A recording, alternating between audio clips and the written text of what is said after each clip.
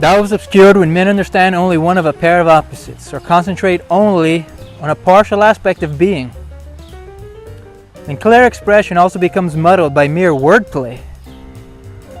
Affirming this one aspect and denying all the rest. Hence the wrangling of Confucians and Maoists. Each denies what the other affirms, and affirms what the other denies. What use is this struggle to set up no against yes and yes against no? Better to abandon useless effort and seek true light. There is nothing that cannot be seen from the standpoint of the not I, and there is nothing which cannot be seen from the standpoint of the I. If I begin by looking at anything from the viewpoint of the not I, then I do not really see it, since it is not I that sees it. If I begin from where I am and see it as I see it, then it may also become possible for me to see it as another sees it. Hence the theory of reversal. 9. That opposites produce each other, depend on each other, and complement each other. However this may be, life is followed by death, death is followed by life. Possible becomes impossible. The impossible becomes possible. Right turns into wrong, and wrong into right.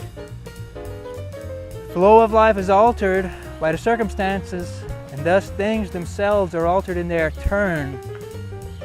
But disputants continue to affirm and to deny the same things they have always affirmed and denied, ignoring the new aspects of reality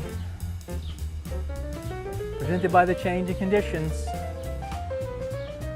The wise man, therefore, instead of trying to prove this or that point by logical disputations, sees all things in the light of direct intuition.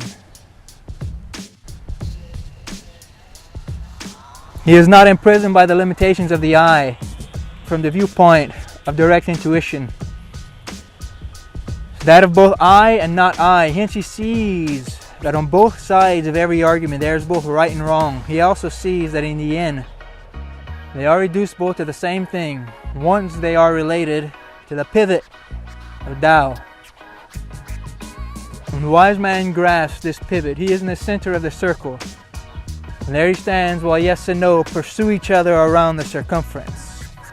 Pivot of Tao passes through the center where all affirmations and denials converge. You grasp the pivot is at the still point from which all movements and opposites can be seen in their right relationship. Hence he sees the limitless possibilities of both yes and no. Abandoning all thought of imposing a limit or taking sides, he rests in direct intuition.